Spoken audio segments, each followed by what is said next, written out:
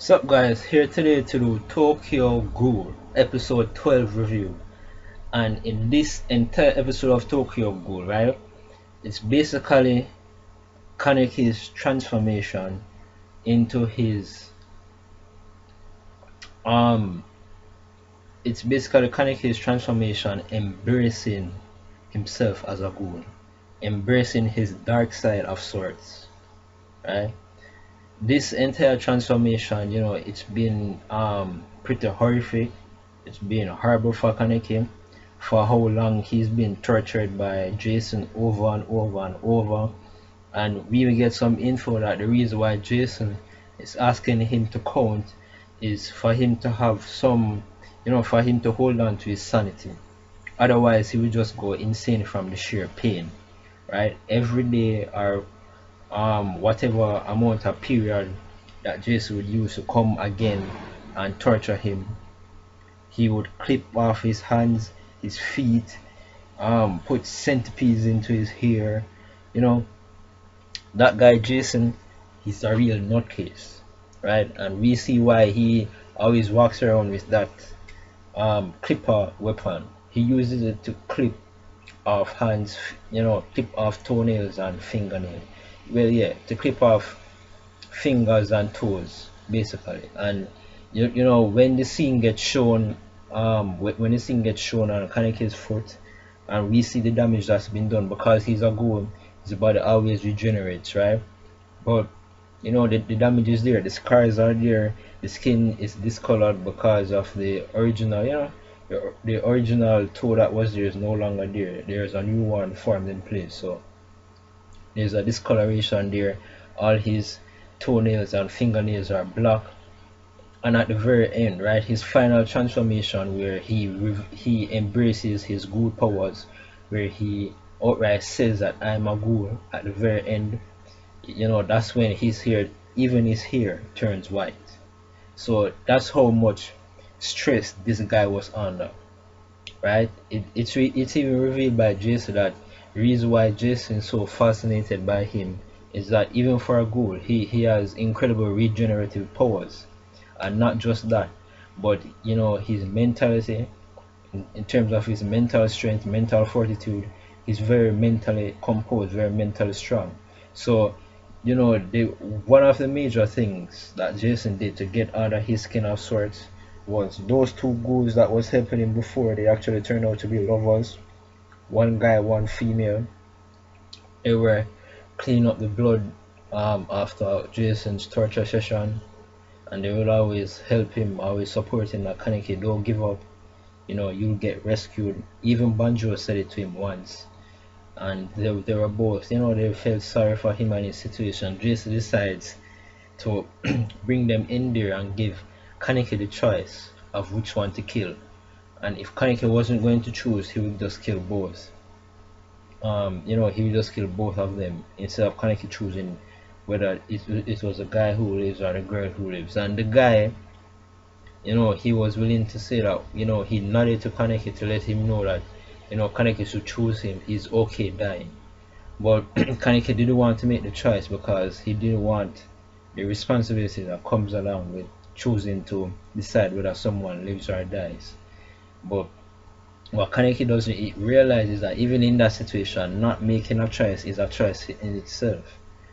The choice being that Jason will kill both of them anyway, so it just ends up turning out even worse for Kaneki in that situation. And we see Rize as a part of his subconscious, in a sense, where both of them are having their internal dialogues, both of them are talking.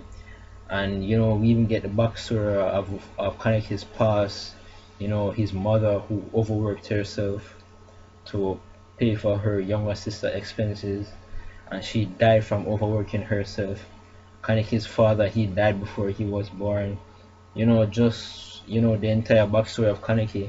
His backstory wasn't that yeah, it wasn't a very happy backstory. His life thus far, it hasn't always been happy. It hasn't always been good. And his philosophy of sorts, or Kaneki's belief that it's okay to be hurt by others rather than to hurt others, which is the same belief that his mother have that caused her to die.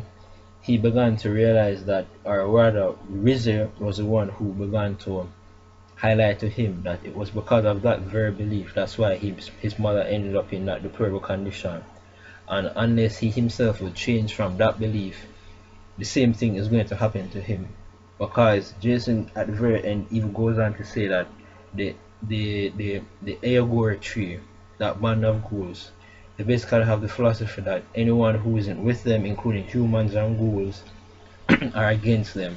So the anti-ghoul shop, you know, people in there that he cares about, like Hinami and Toka, they will inevitably be targets for the Ayagora tree, meaning that they would eventually get taken out one day, sooner or later.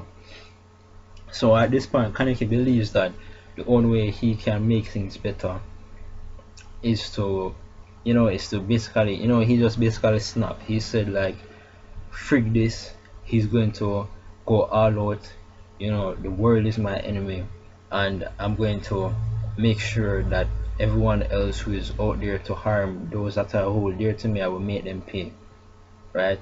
So he basically, and on the two-sided coin of predator and prey, of victim and abuser, he basically flipped over to the other side of being the abuser instead of a victim, right?